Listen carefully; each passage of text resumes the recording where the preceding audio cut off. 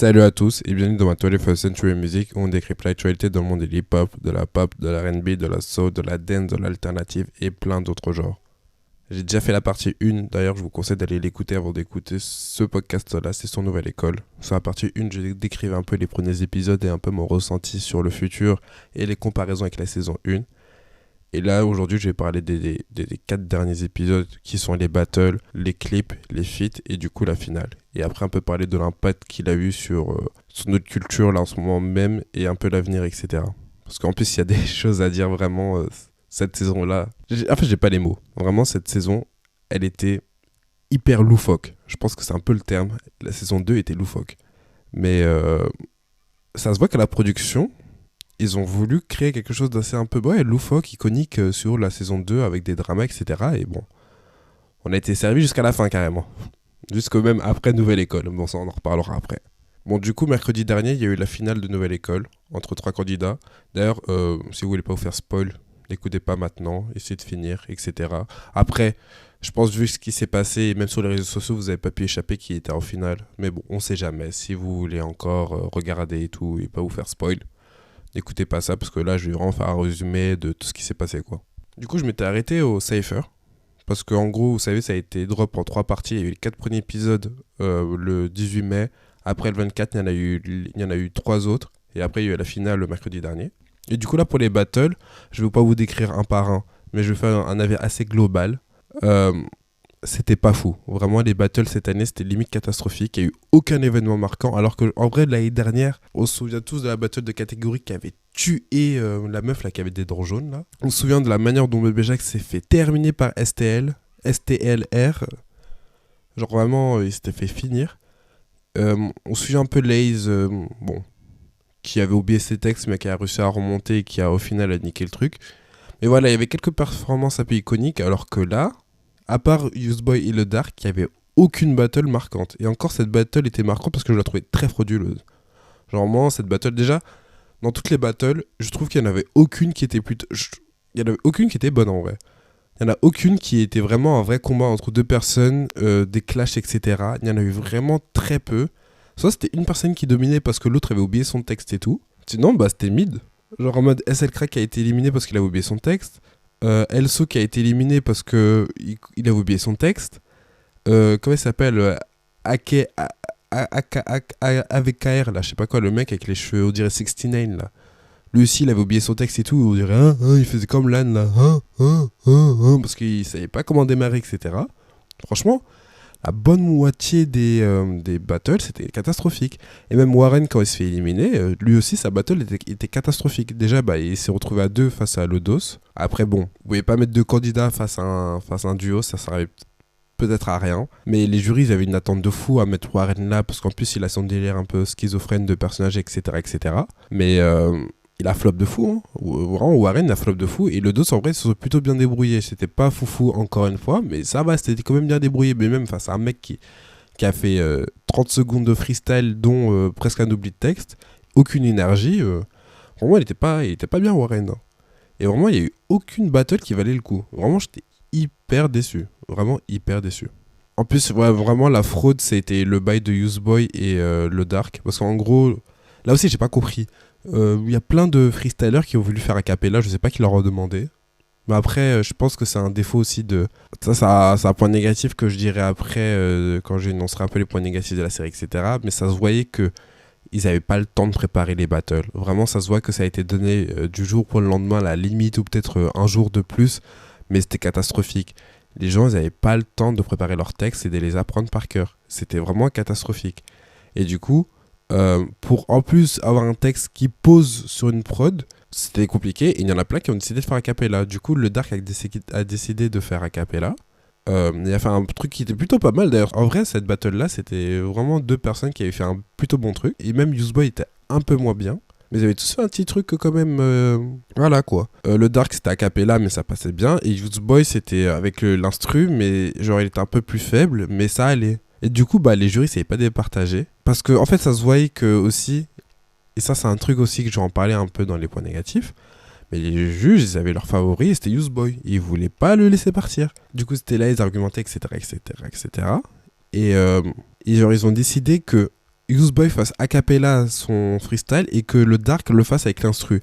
Mais c'est tellement inéquitable. En vrai, le fait que le Dark, bah du coup, se soit dégonflé à la fin parce que oui, tu vas pas poser sur une instru alors que t'as pas du tout préparé. Genre, il y a des manières de poser. Il voulait pas être off-beat ou donner un truc qui donnait moins bien. Genre, en mode a cappella, c'est facile, t'as juste à réciter ce que t'as dit avec le même flow que t'as eu avec l'instru. Alors que là, faut qu'il crée un nouveau flow avec son texte et tout. Enfin bref, non, vraiment, c'était vraiment juste. Bah, du coup, il s'est fait éliminer. Quoi. Enfin, même pas éliminer. Enfin, il s'est fait éliminer, mais il a même pas essayé parce que. Bon, il a essayé de trouver des excuses, etc. etc. et Shai, il l'a coupé net, mais ouais, genre. Et après, il a dit, bah, ça laisse tomber, ça sert à rien, quoi. Et du coup, bah, après, il s'est fait éliminer. Ce qui est dommage pour lui en soi. Après, c'était pas mon préféré non plus, mais juste, j'ai pas du tout aimé la manière dont il s'est fait virer, quoi. Et le truc qui m'a énervé dans cet épisode, et après, on va passer au truc, c'est que, en gros, l'année dernière, après les battles, ils ont repêché quelqu'un parce qu'il avait une good vibe. C'était Ouzbad, d'ailleurs, lui, je peux pas me le voir. Mais ils ont repêché Ouzbad, bon, il s'est fait éliminer il s'est fait éliminer jusqu'au feat en vrai, je crois qu'il a tenu. Mais en fait, ils l'ont repêché. Et je pense que cette année, ils voulaient faire un peu la même chose parce qu'ils avaient que 5 candidats alors qu'ils pouvaient en ramener 6. Et du coup, il y a eu débat. En plus, je pense que le débat a vraiment duré longtemps parce que sur le montage, ça a duré genre 2-3 minutes. Mais ça se voit, ça a duré 30 minutes facile, quoi. Et en gros, il y a Shai un peu ou même SH qui voulait que Warren revienne et Niska voulait que SL Crack revienne. Oh, comment j'ai soufflé. Déjà que je sais très bien que Niska, enfin je l'ai dit dans mon premier épisode, mais le bail de Niska, Z, SL Crack, Bias et tout, là, contre Naira, genre je sais très bien que Niska, il kiffe SL Crack. En plus, SL Crack, c'est comme Ouzbad, tu sais, c'est les mecs qui sont... On va le voir partout cette année. C'est le mec qui est pote avec tout le monde. Tu vas le voir dans n'importe quelle scène, il sera en mode invité, etc. Tu vas le voir sur les plateaux, mais pas en mode rappeur, hein, juste en mode invité, personnalité publique, hein, comme Ouzbad.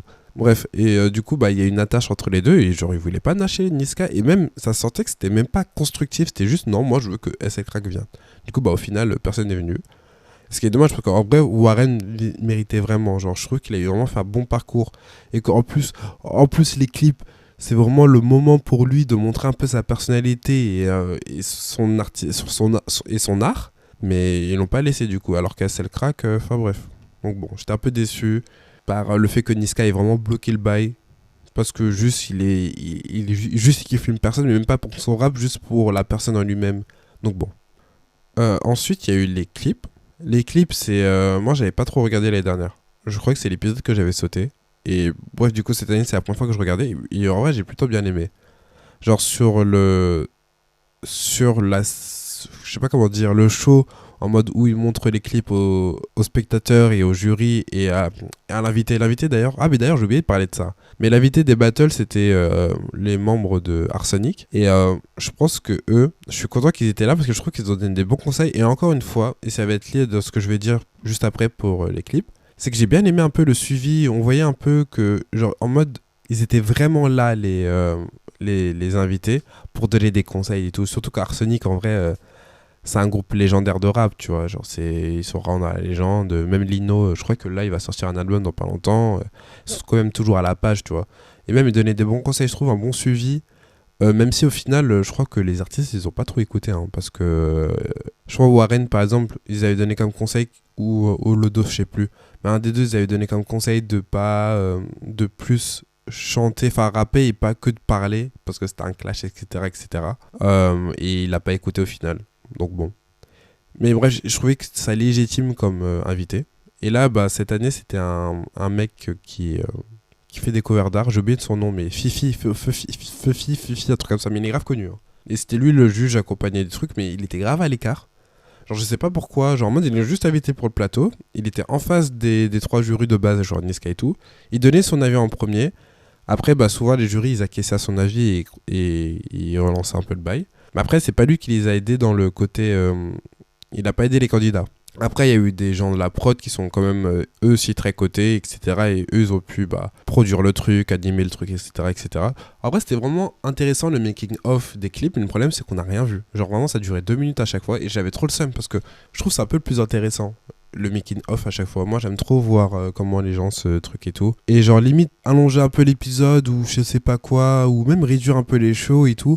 Genre surtout les dramas, genre en vrai on est fatigué des dramas, genre quand Warren il s'est fait éliminer au battle, fallait voir comment tout le monde courait parce qu'il pleurait, etc., etc. Genre en vrai c'est mignon qu'ils pleurent, mais ils ont pas besoin d'en mettre autant et je préfère qu'ils mettent plus sur le making of. Et là sur les clips, vraiment on n'a pas été gâtés. Hein. Bref, après les clips étaient plutôt sympas, j'avais bien aimé. Celui de Useboy, genre je crois qu'on l'avait critiqué, mais moi j'avais grave kiffé, genre je le trouvais assez stylé. C'est celui de Do, genre Do, j'avais pas du tout accroché son clip. LP, j'ai grave kiffé, c'était un truc Paris Nord, East London, un truc comme ça, mais c'était super bien fait, j'avais bien aimé le délire, même si c'est trop drôle, il s'est fait une recale parce qu'il voulait aller à Londres pour filmer, mais ils avaient pas le temps ni l'argent, enfin en bref, ça se voit que l'équipe de prod avait la flemme. Surtout qu'en vrai, c'est dommage, ils avaient que 2 jours de tournage. Parce qu'en gros, je crois qu'ils avaient une semaine pour faire un peu la préparation, donner les idées, faire un mood board, et 2 jours de tournage pur. Et du coup, ils n'avaient pas le temps d'aller à Londres, etc. etc. Mais j'aimais bien l'idée. Coelho, c'était plutôt pas mal, mais ça m'a pas marqué, et voilà quoi. Et il y avait qui d'autre? Qui s'est fait éliminer déjà? Ah oui, c'était le DOS, le duo là.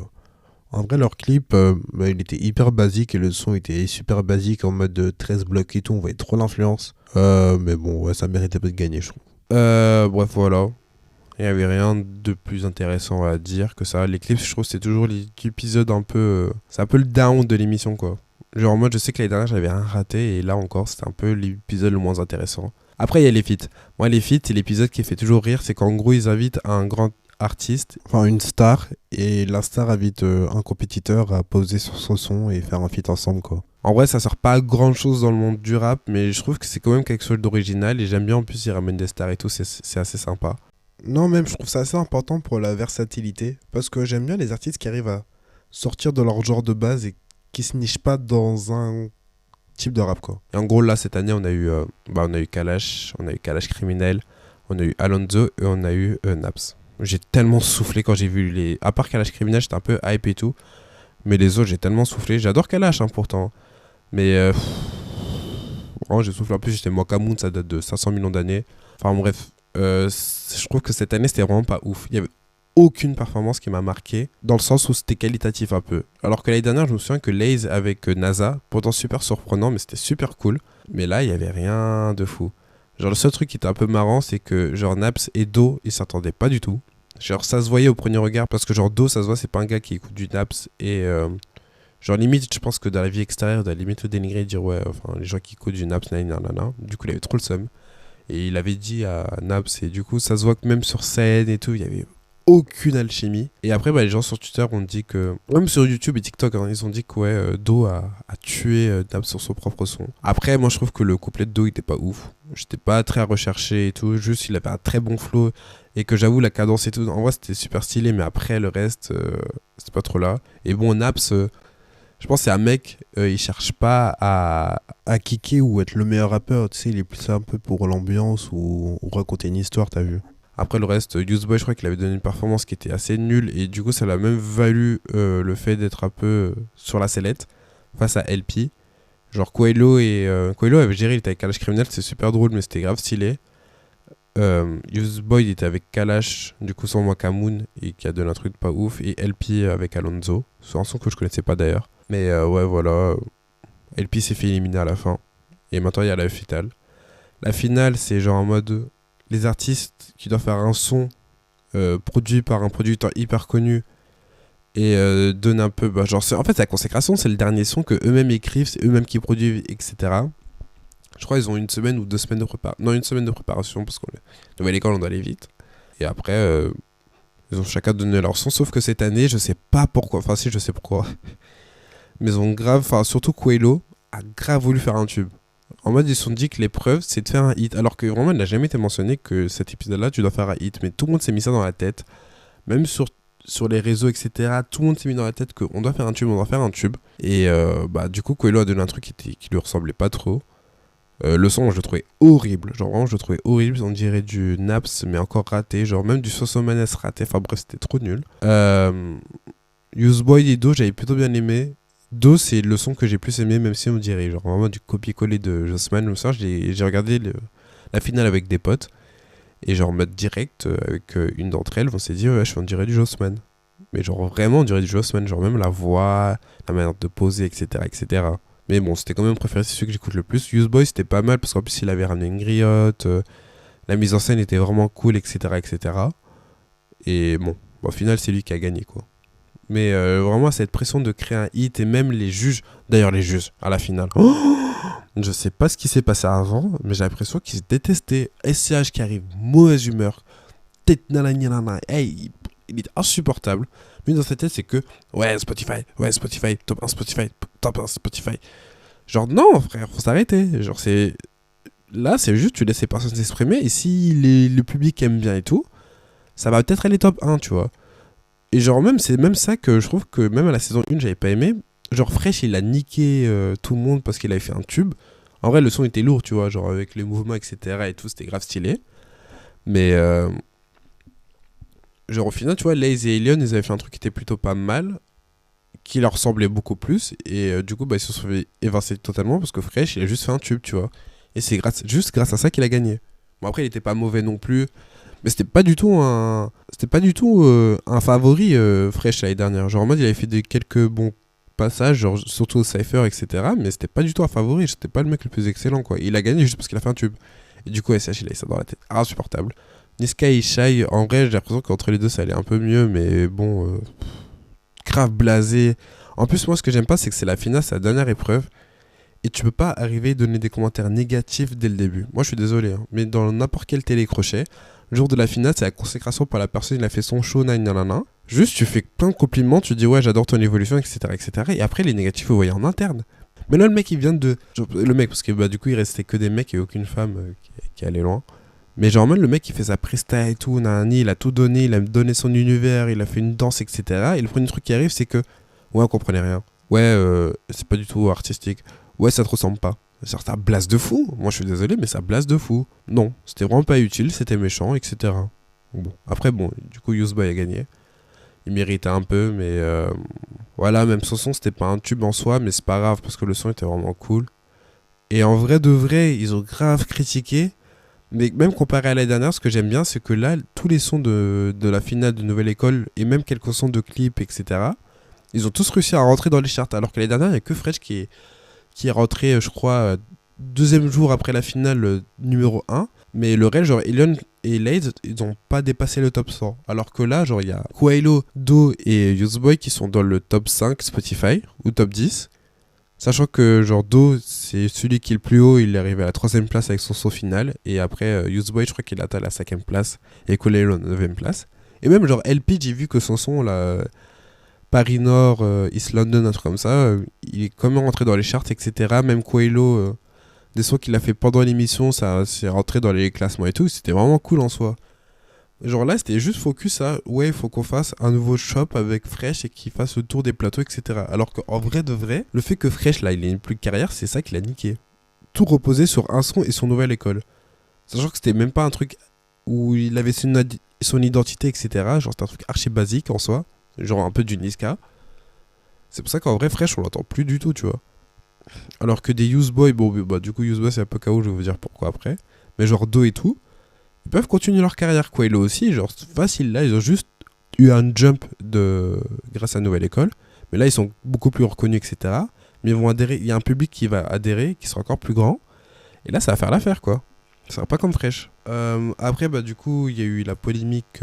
Parce que BFM, c'est des chiens, wesh. BFM, ils ont entendu que la finale s'arrête et le lendemain à 7h du mat, il sera un article pour dire que Yousboy est accusé d'agression sexuelle. Et genre, c'était calmement calculé. Je pense qu'en vrai de vrai, la Skip la prod n'était pas du tout au courant. Et qu'ils étaient au courant genre 2-3 jours avant la finale. Et je pense qu'ils ont demandé à BFM d'attendre que la finale passe pour pouvoir dévoiler l'article. Mais même BFM, frère, je sais très bien que ça fait longtemps qu'ils sont un peu au courant. Ils ont vraiment attendu jusqu'à la fin pour sortir ça. Du coup, c'est assez marrant. Enfin, marrant. C'est pas du tout marrant pour la victime et même pour l'image, etc. Encore un énième agresseur sexuel. Vraiment, ça fait vraiment pitié. Et c'est vraiment désolant. Et juste le coup de BFM, ils voulaient rien savoir. Vraiment, ils voulaient détruire Netflix, ils voulaient détruire la nouvelle école et détruire Yousboy. Lui, il mérite. En plus, le Yousboy qui envoie des tweets et des stories qui dit qu'il est innocent, qu'il est innocent, etc., etc. Alors que même dans l'article, Skip, il avait assumé au téléphone qu'il avait vraiment fait et qu'il s'était excusé, etc., etc. Enfin bref, du coup, on verra ce que ça va donner, mais du coup, bah, ça va niquer la carrière de Yousboy, quoi. Genre, sachant que, même, en vrai, même pour savoir qui allait gagner pour se faire spoil, Yousboy, il était au programme des Ardentes depuis longtemps. Parce que Fresh, il y est allé l'année dernière, et je pense que dès que quelqu'un gagne Nouvelle École, il est invité aux Ardentes, tu vois, c'est quand même quelque chose d'important, etc. Et du coup, bah, Useboy sera aux Ardentes, je crois que le dimanche. Ouais, il sera là le dimanche 9 juillet. Et on va voir si déjà, s'il aura encore la hype, et même s'il va encore performer, les Ardentes ne vont pas le cancel, quoi. Parce qu'en vrai, inviter un violeur qui s'est fait afficher sur la voie publique, voilà, quoi. Enfin, présumé. Je vais pas... On va rester dans le politiquement correct. Présumé. Parce que pour l'instant, il n'y a pas eu le procès. Et voilà, quoi. Mais bon. En tout cas, Je pense que après je vais vous sortir un petit podcast de genre 3-4 minutes juste pour vous dire, parce que là c'est super long là, j'ai un peu la flemme en plus. Mais en tout cas un autre podcast juste pour vous dire mes points d'amélioration pour la prochaine saison parce qu'ils ont annoncé une saison 3. Je sortirai quelques jours plus tard je pense. après, j'ai quand même peut-être plus préféré la saison 2 que la saison 1, mais voilà, quoi. Parce qu'il y a eu beaucoup moins de tarification, des bons guests, etc., etc. Mes artistes étaient un peu meilleurs et tout. Mais vraiment, la deuxième partie, j'étais trop déçu. Et j'espère que genre, l'année prochaine, ça améliorera un peu. Bref. En tout cas, je vous souhaite une bonne journée, une bonne soirée. Ça dépend à quelle heure vous écoutez ce podcast. Et on se retrouve très bientôt pour un nouvel épisode. Ciao.